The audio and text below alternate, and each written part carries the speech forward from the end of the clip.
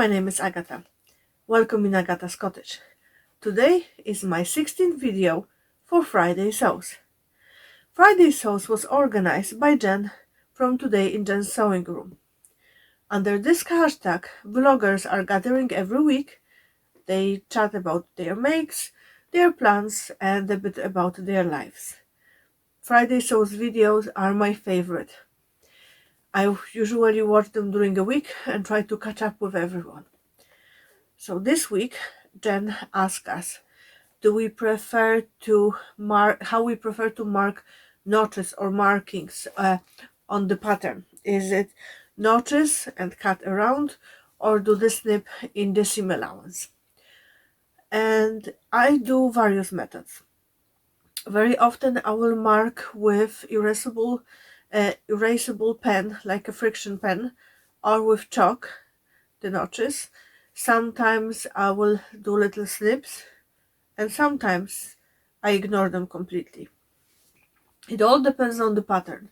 If it's something that's made in knit fabrics, and I made it a number of times before, I usually know where things go around, so I don't need notches anymore, so I will ignore them. But most of the time I will either use friction pen or I will use snip to the seam allowance. I completely ignore the triangle thingy. It's just too much hassle for me. So that's Jen's question out of the way. Let's go with sewing makes. So I made two things this week. One, let me grab it, is this top. It's made in viscose jersey from Ecobee I got last year. Binding is a jersey binding, also from Ecobee.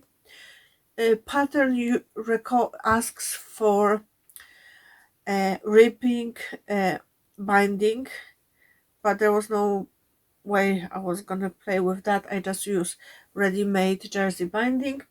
Pattern is from Ottobre Magazine from issue 2 from 2021. It was very easy to put together.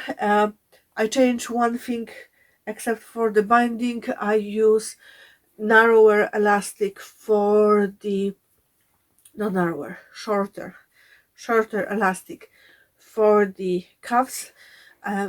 Originally elastic for my size was looking for something like 25 centimeters.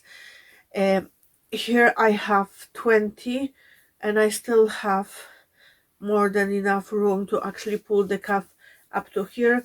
My wrists are relatively narrow for my size, so that's what I went with. And I do prefer to have actually a firmer grip around my around my wrist, so things fit better. It's raglan sleeve top, and I do love it. I'm planning to make it again, potentially in actually woven fabric, because there is so much room in this top that I think I will get away with using a viscose or maybe viscose linen blend. When I will make it again in jersey fabric, I'm gonna shorten it so I can wear it tucked into jeans, because for now it's basically to halfway to my bum, kind of like that length. So it's great with leggings, stuff like that, but I do prefer tops to be slightly bit shorter when I wear them with jeans. It's very comfortable, very soft. Unfortunately, it's too cold to wear it now because we have snow in Ireland. It's 10th of March and it was snowing last night. It's ridiculous. Anyway, that's one of the makes, and the second one is school trousers for Alice. So I've been planning to make them for a while. She was getting on with the pair she had, but yesterday she fell in school, and she ended up, like, she fell on the grass and mud. So she didn't hurt herself, just a bit her pride, and she got unbelievably muddy legs. I had to wash trousers twice to get everything off because she fell, I think, at the first break. So she had, yeah, the mat had the time to actually sink in, call it like that. So I knew I won't be able to finish trousers before she needs them for, like, to have them dry before she needs them for this morning. So I grabbed fabric from my stash and I made her identical pair in the same pattern I used from the Ottobre. And I did one change to the trousers. I used remnants of double brush poly for the inside part of the pockets, so the parts you cannot see. I used the double brush poly we use for her Halloween costume, so in kind of like a dragon scales. I'll pop the picture above. I think they turn out cute, and you know, she has something little that's not standard uniform thing to look at. So that's two things that I finished. I also cut out my Tribeca blouse, the toile version.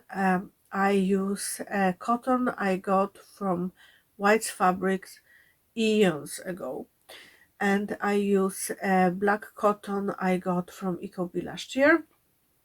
And also I cut out the Paddy's Day underwear for the whole family.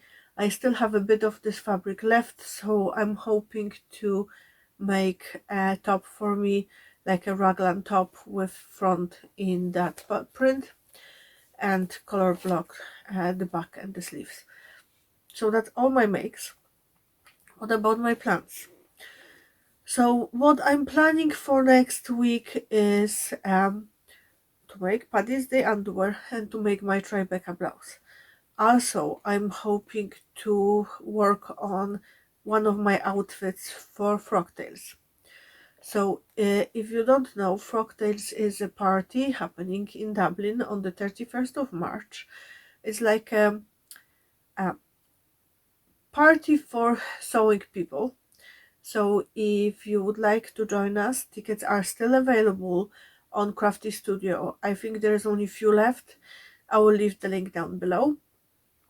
So, it's suggested that you either make something new or wear something you already have, or you thrift something. So I do have one or two dresses that I could wear, but I decided to go and make something new because I don't have that many dresses, like going out dresses in my wardrobe anymore. So I will be working on one of the potential candidates for wearing. Chris and we discussed what I should wear, and he said, just make all the dresses you are planning to make and don't plan any makes for me, or don't plan too many makes for Alice. Just make all dresses you want to make and you decide on a day. And I think that's a good approach. We don't have any weddings or anything like it coming up, so the dresses I will be making aren't too fancy. They are something I can wear for a dinner date or to church if I will go, or things like that. I will talk about my suggested fabrics and my suggested patterns in my March plans video. So I'm also planning to edit 3 videos that will be coming to you during next 2 or 3 weeks. So I recorded my February makes, my March plans, and my 5 favorite sewing notions. So hopefully I will get to edit those over coming few days and you will see them soon. I wanted to thank Judy from running Sew and Sew. Sorry, I had to check that I don't mix up the name of the channel. So Judy gave me a lovely shout out recently in one of her videos, and I noticed a few new subscribers. So I'm very happy you are here with us.